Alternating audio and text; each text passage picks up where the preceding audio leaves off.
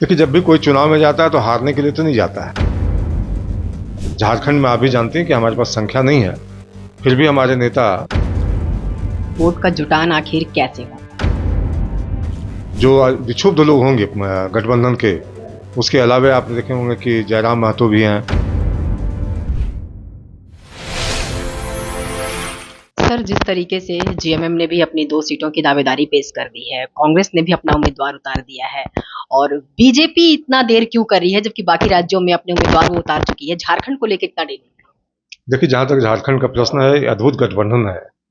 आपने देखा होगा कि कांग्रेस के प्रभारी हों, प्रदेश अध्यक्ष हों, मुख्यमंत्री से मिलकर उन्होंने अपनी इच्छा व्यक्त की कि राज्यसभा में हमें भी दावेदारी मिलनी चाहिए।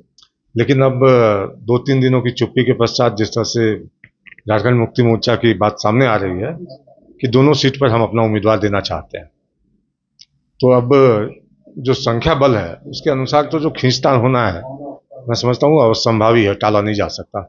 जहाँ तक भारतीय जनता पार्टी का प्रश्न है, आपने जो सवाल किया कि अन्य राज्यों में घोषित कर दी गई, तो अन्य राज्यों में हमारे पास संख्या बल है।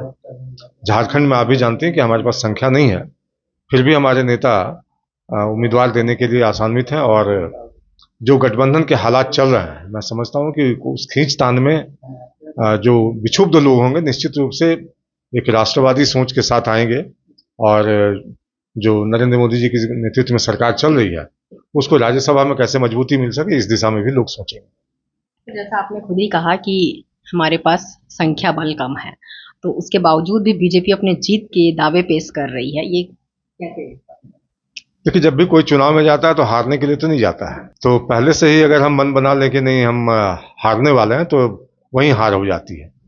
तो निश्चित रूप से आप ये समझ लें कि जो संख्या बल है 24 का 4 जुटाना है हमें। तो जो विक्षुब्ध लोग होंगे गठबंधन के, उसके अलावा आपने देखे होंगे कि जयराम महतो भी हैं, उनका भी मत महत्वपूर्ण होगा। तो इस हिसाब से कुछ एक मतों का हमें जुटान करना है। तो पार्टी के नेता भी उस दिशा में प्रयास करेंगे और जो नाम सामने आएगा, मैं समझता हूँ उसके बाद ये गतिविधि काफ़ी तेज होगी और सरकार के अंदर जो खींचतान है उसका निश्चित रूप से लाभ मिलेगा। फिर सवाल तो यही है कि वोट का जुटान आखिर कैसे होगा? अब यहाँ तो चैनल पर ये सारी चीज़ नहीं बताई जा सकती। ये जब हो जाएगा तब आपको भी पता चल जाएगा। जब मतगणना होगी और नॉमिनेशन के लिए जो रहता है वो भी सारा चीज़ हम पूरा करते हैं, तो एक बार हो जाने दीजिए और कुछ समय इंतजार किया जाए।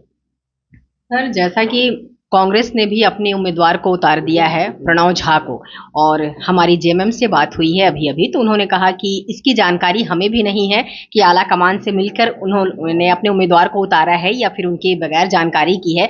तो अगर मान लीजिए सर कि बगैर जानकारी की होती है तो क्या गठबंधन में टकराव की स्थिति उत्पन्न होगी? देखिए, जो हालात है, मैंने पहले भी इशारा किया कि हालात सामान्य नहीं है गठबंधन के। अब मुख्यमंत्री कुछ अलग सोचते हैं और गठबंधन के जो सहयोगी हैं वो कुछ अलग सोचते हैं, और मैं समझता हूँ कि इस तरह से अगर गठबंधन चल रहा है तो निश्चित रूप से इसका लाभ बीजेपी को